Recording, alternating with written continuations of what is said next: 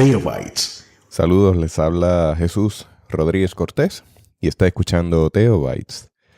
Aquí ando preparando café, un expreso doble para mi invitado de hoy, a quien estaré entrevistando de camino al aeropuerto. Me refiero al doctor Pablo Jiménez, quien es mi amigo y también mi vecino. Así que en ocasiones cuando tiene que ir de madrugada al aeropuerto, pues yo le acompaño en ese proceso. Son las 2:23 de la mañana. A Pablo le gusta el expreso doble. Café negro, dulce y fuerte. ¿Qué vamos a hacer? Pues de camino al aeropuerto vamos a estar hablando de los 7 elementos que matan a nuestras iglesias. Espero que pueda no solamente reflexionar sobre este tema, también espero que pueda tomar nota para que quizás pueda identificar en su comunidad de fe elementos que pudieran estar llevándole por un camino donde la congregación pudiera estar enamorada de su propia historia y preferiría morir antes de cambiar. Nos hablamos en breve. Teotecnología.com presenta Teobytes. Buenos días, Pablo. Muy buenos días, don Jesús Rodríguez Cortés. Bienvenido a Teobytes. Y te traigo una taza de café como te gusta. Muchas gracias. Ese café lo preparé recién molido. Es un grano especial de Yauco. Tiene matices de cítrico en la primera prueba. Eso es así. Luego, cuando se riega por el paladar, te va a dar un sabor de chocolate y caramelo. No sé si lo sientes. Eso es así. Y está excelente. Está excelente. A ver si me despierto un poquito para poder dialogar contigo sobre los asuntos de la fe. Hablando de esos asuntos de la fe, ya yo le di la introducción a la audiencia antes de buscarte. Que básicamente hay iglesias que se enamoran de su historia y pudieran estar en camino a un final no muy feliz, partiendo de la premisa, ¿no?, de que hay unos elementos que pueden causar dificultades en el proceso de crecimiento y de establecimiento o de continuación de la obra y misión de esa iglesia. Eso es así. Una de las características de las iglesias que mueren es que como tú dices, se enamoran de su pasado. Una de las características, pues, de las iglesias que mueren es que el pasado se convierte en un héroe. Y como el pasado se ha convertido en el héroe, entonces la gente piensa que todo tiempo pasado fue mejor y la iglesia deja de funcionar como un ente misionero y se convierte en un lugar para dar cuidado pastoral a la gente que ya son miembros de la iglesia. O sea, se convierte en una capilla y el ministro ya no es una persona dedicada a la evangelización y al discipulado, sino que es un capellán que está cuidando con amor, pero está cuidando de una feligresía y básicamente la iglesia pierde su sentido de ser como iglesia. Siéntete en la libertad ahí de darle un buen sorbo a ese café, que veo que estás luchando con el balance. Le comunico a la audiencia que esto, pues, es una grabación sobre la marcha de camino al aeropuerto desde mi carro, mi vehículo de motor. Así que disculpen todos los ruidos ambientales, pero me parece que es una buena ocasión intercalar también el podcast como parte de la vida diaria y así poder seguir generando materiales de mucha importancia para la iglesia durante los tiempos que tenemos disponibles, que últimamente han estado un poco escasos. Así que por eso han notado un poquito que se ha afectado la frecuencia. He querido seguir produciendo y estamos en ese empeño. Así que, Pablo, pues me estabas comentando ese detalle de cómo la iglesia se va envolviendo en dinámicas.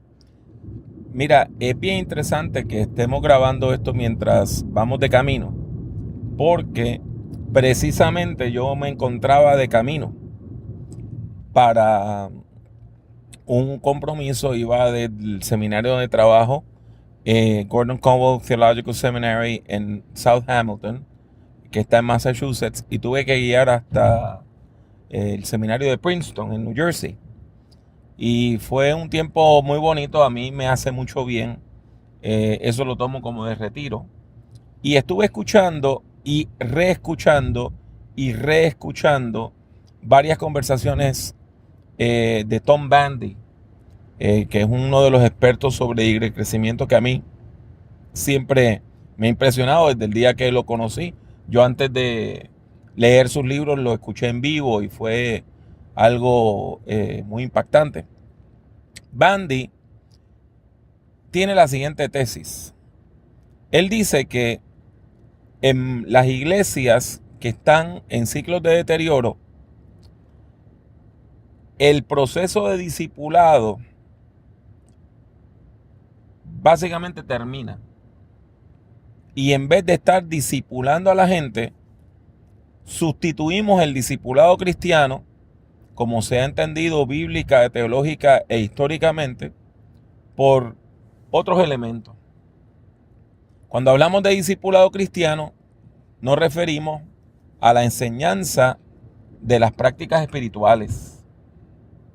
De manera que la gente aprenda a leer la Biblia, a orar, a congregarse, a ofrendar, a compartir su fe con otras personas, a visitar enfermos, a visitar personas encarceladas, a hacer actos de misericordia para bendecir a los demás. La práctica de las disciplinas espirituales es lo que determina si tú eres un creyente o no. Y de hecho, las prácticas espirituales, la práctica de las disciplinas espirituales, se supone que sea la meta del programa de educación cristiana de la iglesia. El programa de educación cristiana de la iglesia se supone que te lleve a tú aprender estas disciplinas para vivir la vida cristiana. No es un método, no es un programa cuyo objetivo sea sencillamente la transmisión de contenido religioso. Hay mucha gente que sabe mucha Biblia y no tienen fe. Y hay mucha gente que hace teología y no tienen una experiencia de fe. No viven como cristianos, viven como si fueran personas paganas. Por lo tanto, nosotros en los programas de discipulado y educación cristiana se supone que estemos buscando que la gente viva como cristianos, que viva la fe cristiana, que tengan una fe viva, que tengan una fe eficaz y que esa fe les lleve a relacionarse con Dios, a vivir cada vez más cerca de Dios. ¿Y cómo logramos eso? Pues por medio de la práctica de las disciplinas espirituales. Ahora bien, Bandy dice que ese hueco que deja la iglesia que no hace este tipo de enseñanza práctica de las disciplinas espirituales se llena con otros elementos. Y si quieres, pues puedo partir a hablar de esos elementos que él entiende que llenan eso. Y claro está, te estoy dando mi versión, te estoy dando la forma como yo entiendo lo que él está diciendo. Esos elementos son 7. Empiezan con las 4 P's. Y después hay 3 elementos adicionales. Vamos a comenzar con las 4 P. Tom Bandy dice que cuando tú llegas a una iglesia que está en ciclo de deterioro y eres un nuevo creyente o una persona que llega por traslado y te unes a esa iglesia, el liderazgo de la iglesia quiere que tú te preocupes por 4 P's. 1, la propiedad.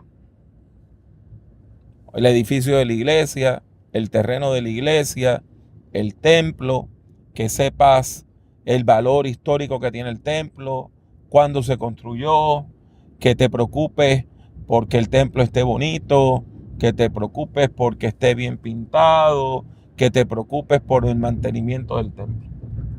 Y claro está, los templos muy viejos requieren una cantidad de dinero enorme en mantenimiento. Así que una iglesia que está en proceso de deterioro, que tiene muchos años, pues por lo regular tiene que utilizar gran parte de su presupuesto para solventar el cuidado de la propiedad. La segunda P es el programa. Una vez más, en las iglesias que están en ciclos de deterioro, el programa está congelado, está anquilosado. Tú no lo puedes cambiar, no se puede hacer ningún tipo de sugerencia. La gente insiste en tener un solo culto los domingos y esperan que ese culto sea talla única. O sea, one size fits all, talla única.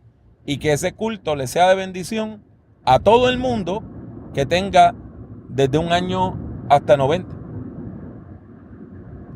Y cuando tú sugieres hacer otro culto, cuando tú sugieres cambiar el horario del culto, cuando tú sugieres, por ejemplo, dejar de dar el estudio bíblico los jueves, al cual van 6 o 7 personas, para tener un programa de célula, pues la gente se molesta y entienden que tú estás destruyendo su iglesia. Así que cuando llegas nuevo a esa iglesia, te hablan de la propiedad y te hablan del programa. La tercera P viene a ser la política. Y la política no me refiero necesariamente a la política partidista, que en Puerto Rico es un deporte, sino a la política denominacional. Primero, te tienes que empapar de cuáles son las dinámicas políticas dentro de la iglesia. En muchas iglesias hay tribus y cada tribu tiene un cacique. Están los espirituales, están los que están preocupados por la finanza, están los más tradicionalistas, están los más nuevos que quieren una renovación espiritual.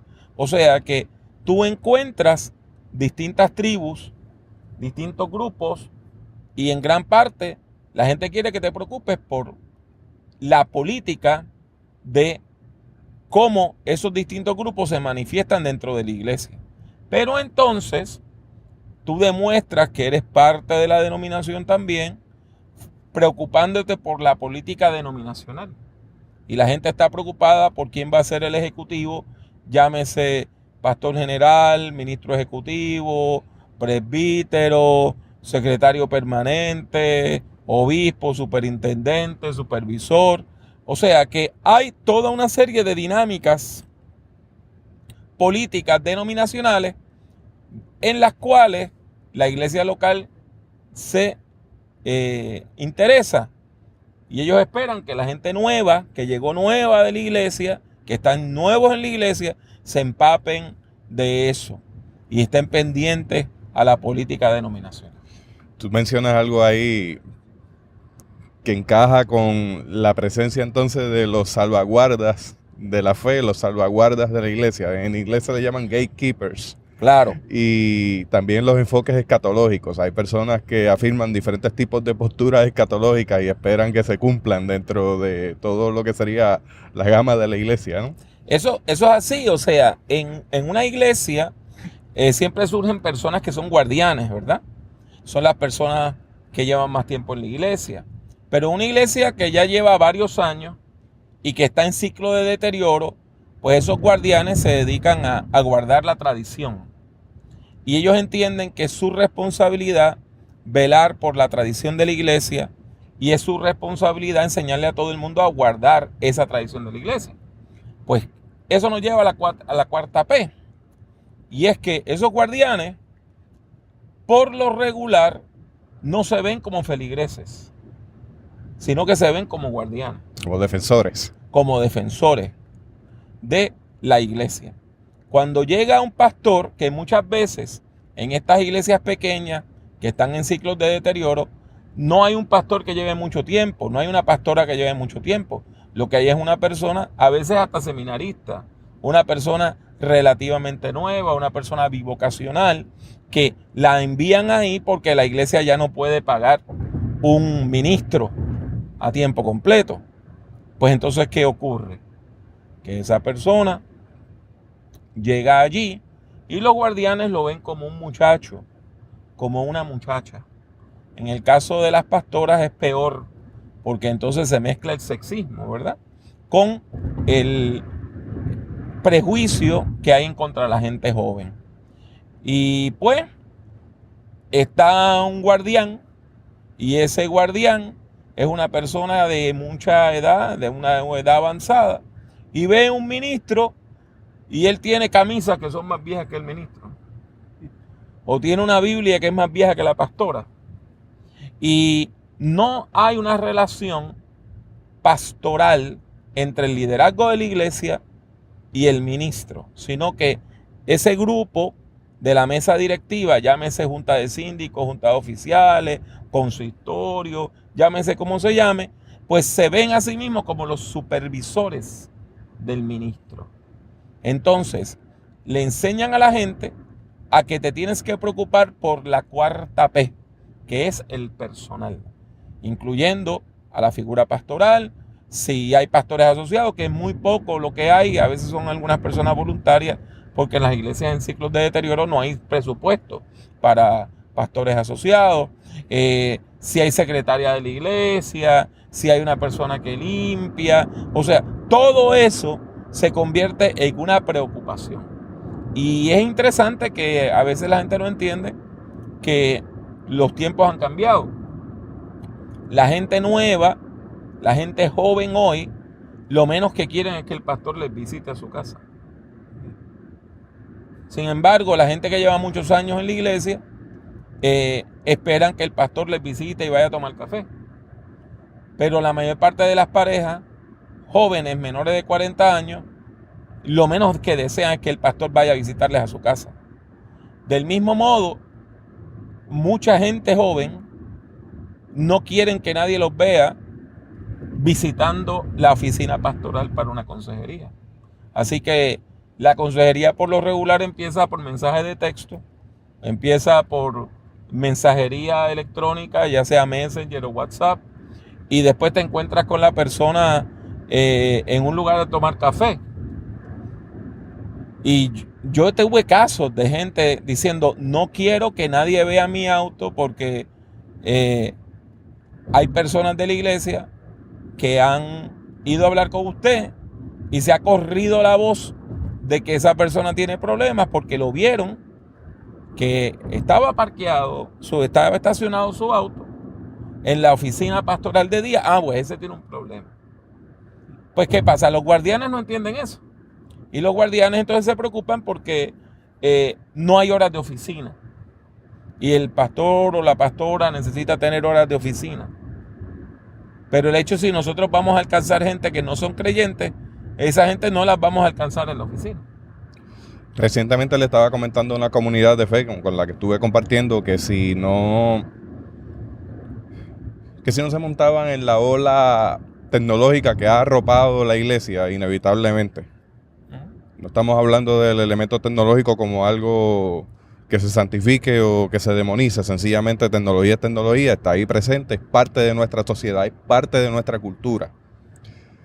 Les comentaba que si no se enganchan en ese espacio de trabajo que tú acabas de mencionar, se estaban jugando la vida, porque las generaciones emergentes están habitando en ese lugar, que es un no lugar para muchas personas, pero existe y allí están, y constantemente están migrando de un espacio a otro, y si uno no está pendiente a ese movimiento, tratando de implantar un sistema que era bueno en el 1985, básicamente se están jugando la vida. De hecho, esto que estás diciendo apunta a un fenómeno que cada vez yo lo veo más. Y es de gente que tienen relación con el pastor o la pastora, pero no con la iglesia. Hay estudios congregacionales que sugieren que una persona nueva llega a una iglesia y se queda solo se hace 6 amistades significativas dentro de la congregación. Por eso la importancia de los grupos celulares, porque los grupos celulares te aseguran que tú vas a tener una amistad cercana, por lo menos con 6 personas.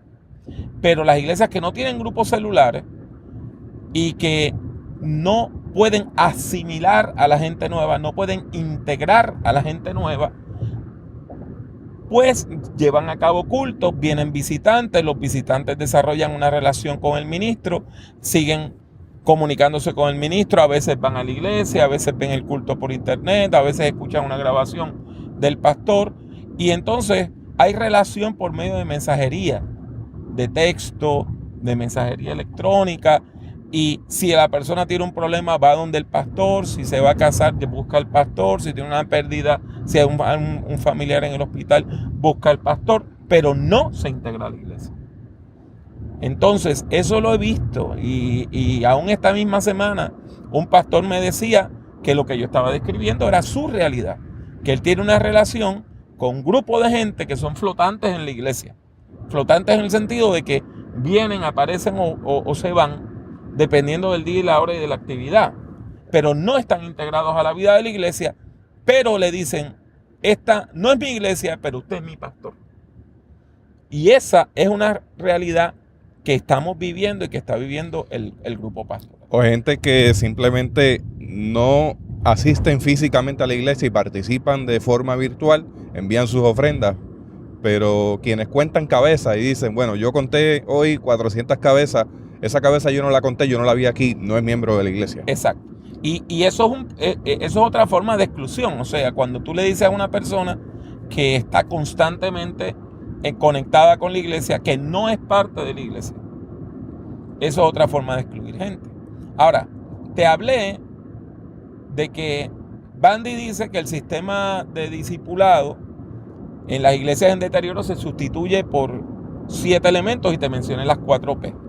Me faltan 3 elementos antes de llegar al aeropuerto al cual me estás tan gentilmente trayendo a esta hora de la madrugada. Ya nos quedan 10 minutos para ir aterrizando. Mira, 3 elementos más.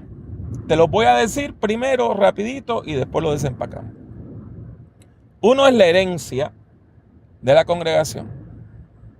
El otro, y este le va a doler a muchas personas que me van a escuchar,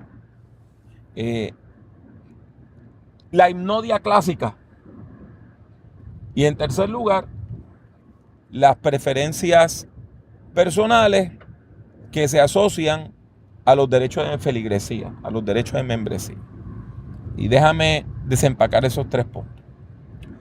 Muchas de estas iglesias no se preocupan en enseñarle a la gente a orar, ni solos ni por otras personas. Y en gran parte porque ellos entienden que si alguien tiene que orar, pues ahí está el ministro y para eso le pagamos y usted venga y ore, usted vaya y ore. Sin embargo, están muy preocupados porque la gente sepa la historia de la iglesia. Entonces tú ves la preocupación de hacer escritos, anuarios, de tener algunos vehículos para enseñarle la historia de la iglesia local a la gente nueva. Y que la gente nueva se relacione, aunque sea por la vía educativa, con la historia de la iglesia. Estas iglesias siguen mencionando personas que murieron hace muchos años, como si fueran miembros de la iglesia que estuvieron allí el domingo pasado. Y esperan que la gente nueva respete esa historia, y es bueno que la respeten, pero no se dan cuenta que es prácticamente imposible para esas personas relacionarse con esa historia. Bueno, tienes ese quinto elemento que es la herencia. Sexto lugar, las iglesias en proceso de deterioro valoran mucho los himnos. Y eso es importante, valorar los himnos. Y hay himnos que son preciosos, ¿verdad? Y que no pierden vigencia. Por ejemplo, Sublime Gracia, Amazing Grace en inglés, es un himno que los jóvenes ahora lo han rescatado. Y he escuchado muchos muchachos jóvenes cantándolo porque verdaderamente es hermoso. Sin embargo, no es necesario conocer la hipnodia clásica para ser un discípulo de Jesucristo. No es necesario saber que este himno es de Carlos Wesley o de Isaac Watts. Nosotros tenemos unas características muy peculiares en nuestra denominación, la denominación a la cual pertenecemos tú y yo, los discípulos de Cristo en Puerto Rico, donde tuvimos un tiempo de una visitación de Dios precioso en los años 30 del siglo XX. Estamos hablando ya casi de 80 años, un poquito más, de hecho. Y se escribieron unos himnos que se conocen como los himnos del avivamiento. Pues mira, los discípulos de Cristo de verdad, esperan que si tú eres discípulo de Cristo, puedas cantar de memoria, doquiera hayan almas reunidas, jubilosos cantemos gloria, ya es tiempo de que alabemos a Dios. O sea, que esa hipnodia clásica, tú la conozcas y que sea parte de tu ADN espiritual. Sin embargo, esto por lo regular redunda en luchas de adoración, porque los nuevos creyentes que tienen ese deseo de buscar del Señor, pues van a escuchar radio cristiana y van a escuchar himnos de alabanza y adoración, y cuando de momento llegan a la iglesia y alguien empieza a decirle que ese tipo de adoración es deficiente y que la verdadera adoración son los himnos clásicos, y que si no cantan los himnos clásicos no están verdaderamente adorando al Señor, pues es una forma de apagar su espiritualidad. Y llegamos al séptimo punto, y te voy a decir que de los 7, este es el más peligroso. Porque es algo que nos toca a todas las personas que somos parte de la iglesia. Es innegable que una vez usted es miembro de una iglesia, usted se siente parte de esa comunidad. Y eso es bueno. El problema es que entonces comenzamos a sentir que tenemos unos derechos adquiridos como miembros de esa comunidad. Y empezamos a exigir que la iglesia haga ciertas cosas de acuerdo a como nosotros nos gusta que se hagan esas cosas. Entonces, tú tienes un énfasis en que la gente dice, yo quiero que se cante esto porque es lo que a mí me gusta, yo quiero que el culto sea a esta hora porque es la hora que yo prefiero, yo deseo que esta actividad se haga de esta manera. Aún hay iglesias que te imponen el largo que debe tener un sermón. Me hablaban los otros días de un señor que era miembro de una iglesia, y si el culto se extendía más allá de las 12 del mediodía, a las mismas 12 él se levantaba y se iba. No importa cuánto faltaba. Y a veces decía en voz alta mientras iba saliendo, ya son las 12, esto se debió haber acabado. Pues ¿qué pasa? La gente te exige. Hay pastores a quienes gente le han dicho, recuerde quiénes somos los que ofrendamos aquí y quiénes somos los que pagamos su sueldo. Como una manera de exigir unos beneficios y que se complazcan esas preferencias personales que tiene la gente. Es la relación obrero-patronal.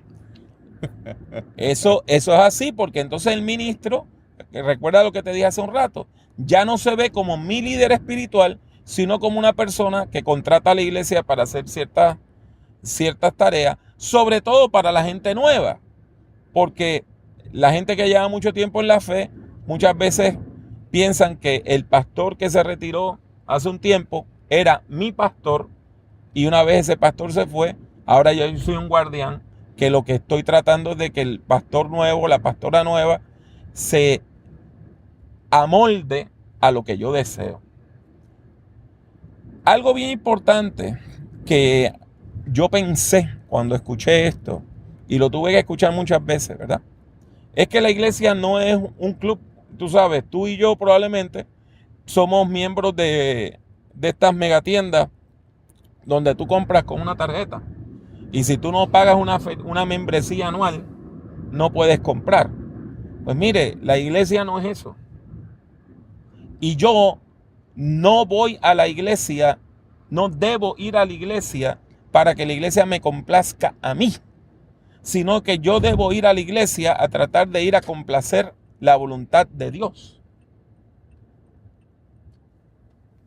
Es algo que va en contra de la misión de la iglesia, el que yo exija que todo sea a mi manera. Y si no es a mi manera, pues entonces yo rompo la relación. En mi caso, yo te puedo testificar, y no sé si tú me vas a decir lo mismo, que muchas veces yo he participado de cultos, muchas veces yo he estado en cultos, aún en iglesias que yo he pastoreado, que no son el estilo de adoración que a mí me gusta, que no son a los horarios que a mí me gustan. Sin embargo, uno se amolda a esas realidades. ¿Por qué? Porque uno desea llevar a cabo una misión. No es a mi estilo, no es lo que yo quiero, no es lo que a mí me gusta, pero lo hacemos con amor. Es bien peligroso cuando la gente empieza a exigir sobre la base de que yo soy miembro aquí. ¿Cómo aterrizamos esto? ¿Cómo aterrizamos esto ahora aquí a la entrada del Aeropuerto Internacional Luis Muñoz Marín? Pues te voy a decir algo bien sencillo. Para pastorear en los tiempos posmodernos, la iglesia no tiene que hacer nada raro. No tiene que desvirtuar el evangelio o aguarlo. Lo que tenemos que hacer es volver a las bases. La iglesia cristiana nace en un mundo globalizado y en un mundo donde la crisis de valores era todavía más grande que la que vivimos hoy, porque todavía no nos hemos acercado a la depravación que tenía el Imperio Romano. No nos hemos acercado a eso. Pues mira, la iglesia encontró la fórmula, el discipulado cristiano. Olvídese de las 4P, de la política, del programa, del personal. Olvídese de la propiedad. Olvídese de la herencia y de la hipnodia clásica y posponga sus preferencias personales. Y vamos a enseñar el discipulado cristiano. Vamos a enseñar a la gente a ser amigos de Dios por medio de la conversión, a hablar con Dios por medio de la oración, a dialogar con Dios por medio de la lectura bíblica,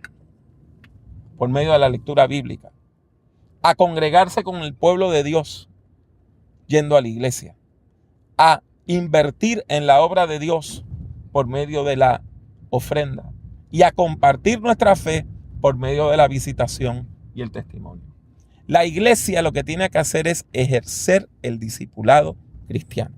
Eso es lo que tenemos que hacer. Ejercer el discipulado cristiano.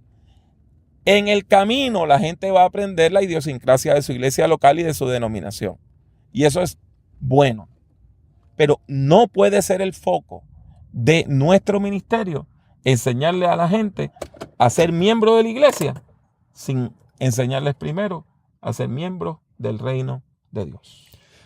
Pablo, gracias por este espacio, por este tiempo. Me lo he disfrutado. Yo creo que no va a ser la última vez que hagamos esto. Llegamos aquí al terminal A de JetBlue. Pablo va a seguir hacia su lugar de trabajo en Gordon Conwell. No sé si nos quieras hablar un poco del proyecto que tienes allí.